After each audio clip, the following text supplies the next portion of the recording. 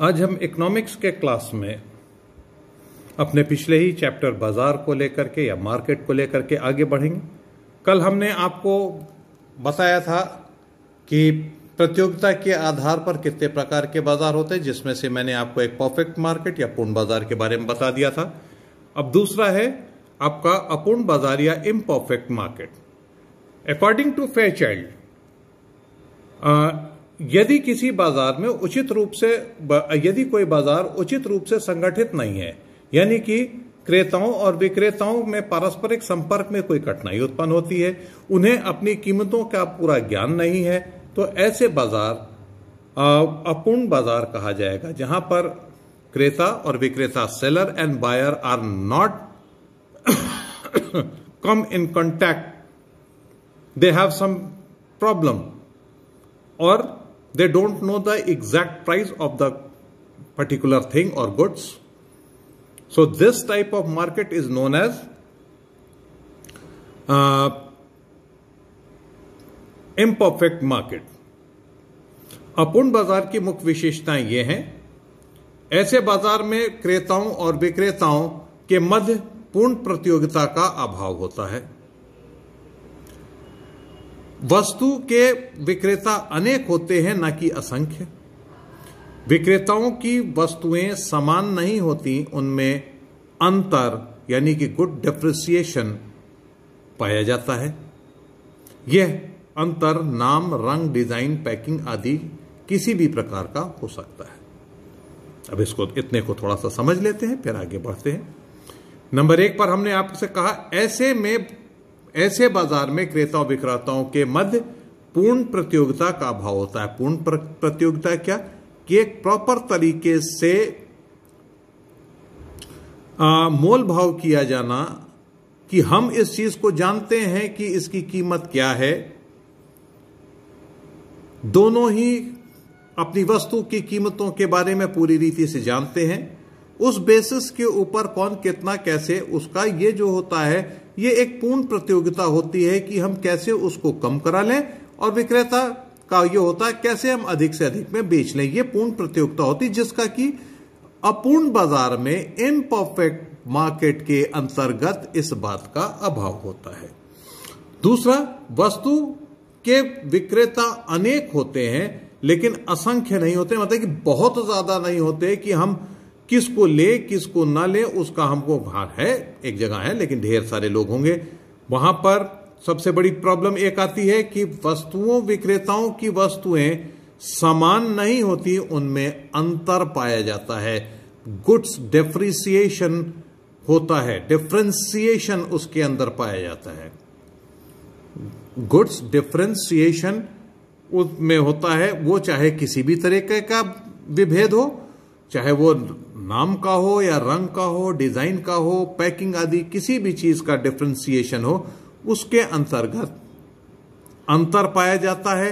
और क्रेताओं तथा विक्रेताओं को बाजार का पूर्ण ज्ञान नहीं होता, अर्थात उन्हें इस बात की पूरी जानकारी नहीं होती कि वस्तु विभिन्न स्थानों पर किस कीमत पे बिक रही है। क्रेता और विक्रेता दोनों ही अनजान हैं कि उसकी रियल वैल्यू, रियल कॉस्ट क्या है, और किस स्थान पर वो कितने में बिक रही है, और कहां कहां बिक रही है, कितना हम कम ज्यादा करा सकते हैं, इसके बारे में क्रेता और विक्रेता को पूर्ण ज्ञान नहीं होता है।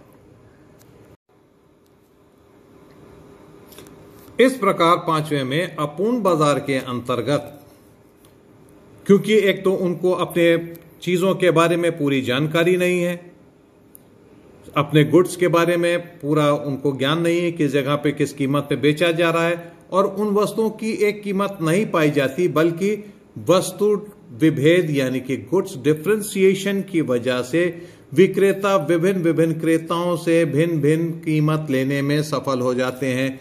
क्यों? क्योंकि क्रेताओं को उसकी सही कीमत नहीं पता होती है। उसके बाद फिर तीसरे नंबर पर है एकाधिकार यानी मोनोपोली।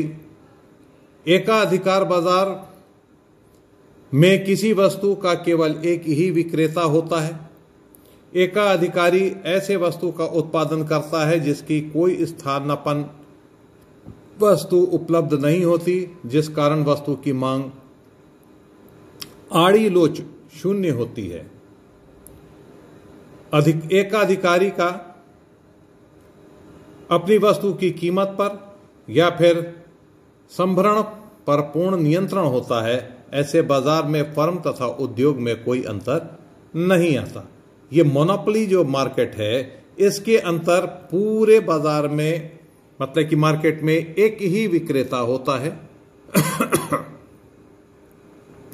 और ऐसा अधिकारी ऐसे वस्तु का ये उत्पादन करता है जिसका कि कोई सब्स्टिट्यूशन है ही नहीं। स्थानापन्न मतलब कोई सब्स्टिट्यूशन गुड्स है ही नहीं उसकी, और इसके वजह से वस्तु की क्रॉस इलास्टिसिटी जीरो होती है। इसके बारे में क्रॉस इलास्टिसिटी क्या होती है और इसके बारे में हम आगे के चैप्टर में आपको समझाएंगे।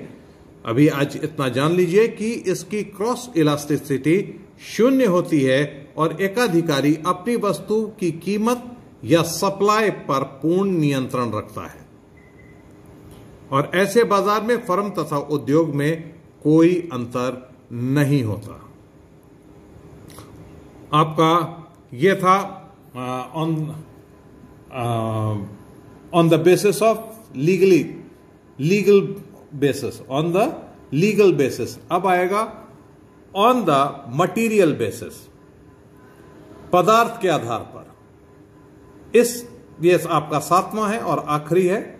इसके अंतर्गत हम आते हैं। इस आधार पर बाजार को निम्न प्रकार के होते हैं। नंबर 1 पर वस्तु बाजार या कमोडिटी मार्केट। ऐसे बाजार में वस्तुओं को खरीदा तथा बेचा जाता है। कोई भी वस्तु हो,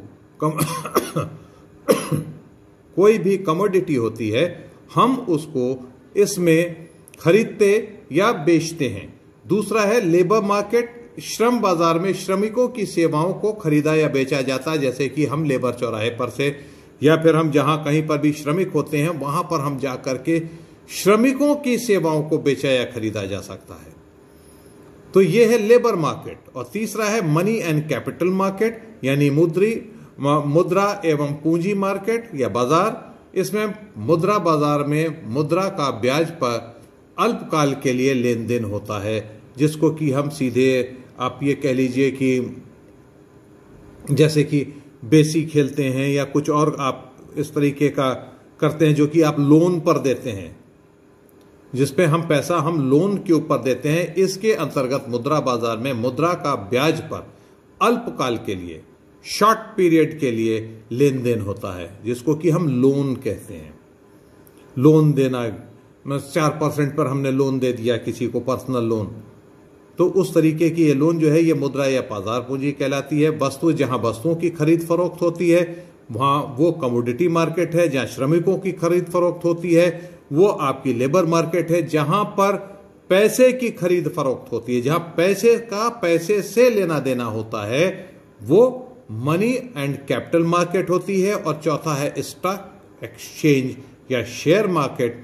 ऐसे बाजार में वाणिज्यिक फर्मों तथा कंपनियों के शेयर्स का क्रय विक्रय होता है।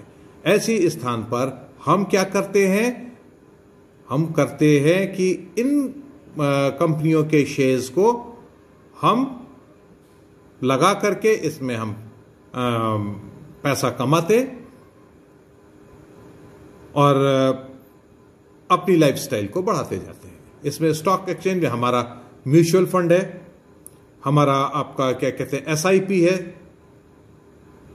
सिस्टमैटिक इन्वेस्टमेंट प्लान है, शेयर्स हैं, आपके बॉन्ड्स हैं। इसके तहत हम जब कभी भी हम इकोनॉमिकल फर्म्स के और कंपनियों के शेयर्स का हम लेन देन करते हैं, क्रय विक्रय करते हैं, तो ऐसे जो है वो स्टॉक एक्सचेंज या शेयर मार्केट कहे जाते हैं। आज के लिए इतना काफी है। आगे हम आपको नेक्स्ट पीरियड में बताएंगे।